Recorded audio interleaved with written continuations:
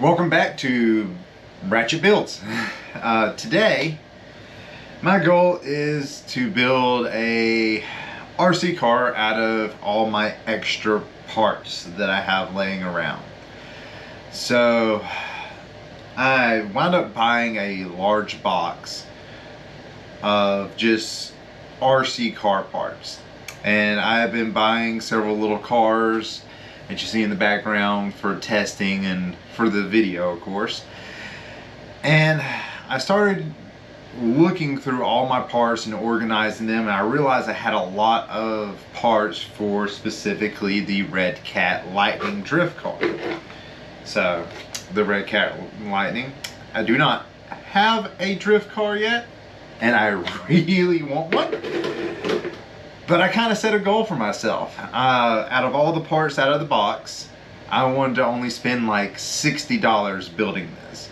So I went through all my extra controllers, my servos, all my extra little parts, and I also looked at the things that I was missing online and worked up on what I could buy and what I couldn't.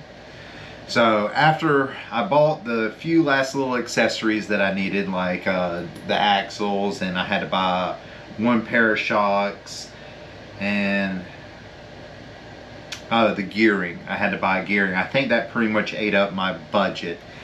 And what I wound up doing is I needed still the frame. So I actually 3D printed a frame for my car that I actually had pictures of the frame for this car and sized it up and then built it in CAD and then printed it out. I was going to try to use this frame, which is actually the frame from my Tornado, but it is actually a little bit longer, and I would have to wind up buying a different drive shaft for it so that way it would have actually touched. So that's the reason I wound up actually designing my frame. And also a lot of measurements did come from this as far as my hole sizing and shortening the frame up. Not sure how exact this is to the stock frame. Maybe one day I'll buy a stock frame and then compare it to it and see how close I actually got, but I think I got pretty close. So the next step here is just doing assembly. Also, I've got a few other various 3D printed parts. This is the rear bumper mount here for the car. Two-piece system. I've actually already bolted it together. And then like I needed the front bumper, which we actually need to go find some foam that I've got to cut to use for the front bumper, I guess, dampener. And then also I have the battery tray holder. So everything that I've got here in front of me should build me an RC car. So the next step is let's just go ahead and start getting assembling. Some stuff is kind of like partially put together here for test fitting purposes and to check out. So this is going to be our first thing we put in, which is my rear differential. The control arms are already put on because these clips are an absolute pain. Now I will say on the arms is one thing I made my own. So there's these little pins here that actually slide through the hole the arms on, and you got to have a groove cut into them for the C-clip. I didn't want to buy these pins so I actually just bought a large pack of rods that were the right shape and or right diameter, and then what I did is I cut them off to the length I needed and then cut a groove into it so that way the clip would actually go on. Let's go ahead and start mounting some things up too here. Alright, first thing is let's get this differential mounted in, and then I can actually check my mount. We're going to put this mount in.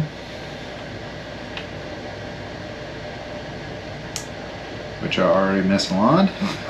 Now the key here on lining this up, because like I said, this is my custom 3D printed. Some of the holes are not exact, is I'm going to start everything loosely in it, and then I'm going to come back later time in this video and then snug everything back up once I'm happy with the alignment. Now I did print the frame out of PLA. It's actually PLA Plus. It's pretty rigid. I did add some supports through the center of it to make up for flexing, because I mean this does pretty good. Like, it doesn't bend. This is 4mm thick, I do believe is what I did, but if you get just on like the very end of it, you got a little bit of flex there, but all in all, there, if you hold it at the main part, it doesn't flex. But we also got this metal support that goes across the top that should help tie everything together and stiffen it all up. All right, so rear is on. I'm gonna go ahead and finish putting my arms on, get the suspension tied in, and we'll move on to the front direction. Actually, I'm just gonna go ahead and do the front. I want to go ahead and get the main body put together, get the drive shaft in, and then we'll come back and put the others on. My front differential, it's partially assembled here. See, now I'm starting to see some flex in it. With having more weight on it, just this one other side added, she is definitely easier to bend. And I did it. I did it. See there? Alright. Now I'm just checking to make sure I did build my differentials correctly and that they are actually spinning the proper direction. We got just a little bit of movement back and forth there. That feels good. This actually might turn into an RC car. Multiple iterations on those frames to get this car to a point that I can actually get everything to line up and go together. Which actually, that's something I need to check now that that's bolted in, because, oh yes, that's going to be perfect. So it's a little bit close on the top, but I can actually flex the frame that way, which is going to give a little bit of tension against everything and kind of like hold it together. That way the frame, instead of flexing down, it's going to flex up just a little bit in the center. There's our front suspension put together.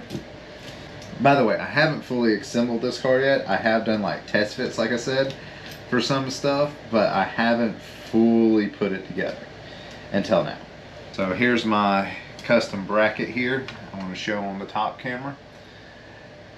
I've got the grooves actually put out, so it actually just clips right in, and then I'll run my 4 bolts through to actually hold it together. So we're doing the bottom ones first. That way it kind of like screws everything together. It is going to smush this differential housing together the rest of the way. Alright, bam, rear is on. Next is going to be the shocks. I had to go reference some photos. I'm back just to make sure I was mounting these correctly and in the proper location. What's nice is it puts just enough pressure on it to where it's not like pushing the arms against these stops right here. I mean, it just keeps it just snug against it and not like so much that it's like pushing on the frame or bending those, which is one thing I was worried about. There's our front. Let's do the rear shocks, I guess, on this. Rear shocks are on. So, we got our rears, got our fronts. Wow, this thing's starting to look like an RC car. Who would have thought? So, let's get our steering installed, get that all set up. The next step here is we got our steering set in place and all lined up. We're going to go ahead and mount this top plate here and get it screwed down to get everything set in place. On this tiny little bolt here, that's going to go over my steering. You do not want to over tighten this. I have personally snapped many of these because I went a little too gun-ho with it. I almost would say just do this finger tight. Don't even use a tool on it. Just screw it down, finger tight, and that's it. That's all you're going to need. Speed controller and the receiver to it, so that way we can do a test run and also center the servos to get the steering linkage plugged up and everything. I'm using a Radio Link R6FG. So turn on that, turn on this, and we got a beep. Oh.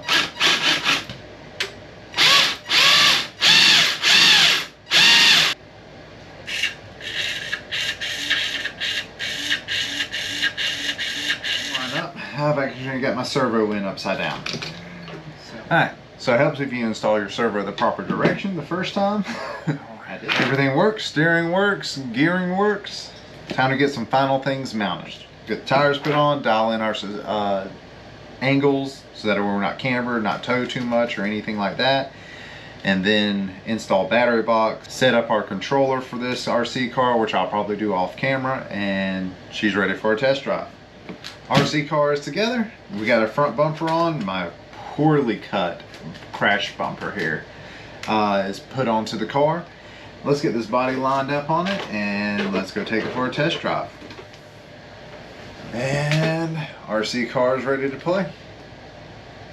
I'm actually pretty happy with this. So let's take it outside and see what it can do. Alright guys, so it's actually been a full day since we actually got done building the drift car. And I finally just made it out to location to test it out and see how it works. The day that I actually built the car, I walked outside to test and it was pouring down rain. I had to wait for it to dry up a little bit. So first thing we're going to do is actually throw a battery into this guy. This is the 2S battery we're going to try out first. And then after we try the 2S, we're going to see if it can survive a 3S.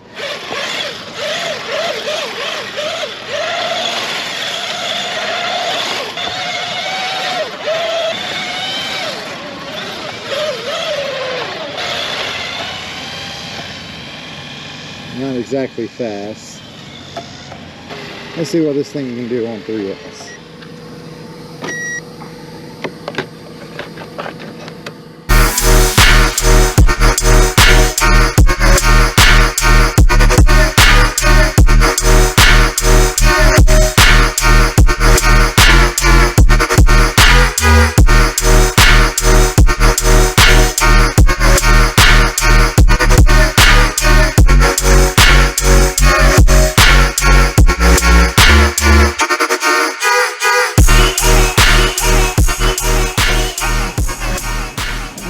I think that may be a problem. Well, we'll get it back to the house and get it repaired. Alright, thank y'all guys for watching. Please like and subscribe if you like this video. Thank y'all. Have a good one.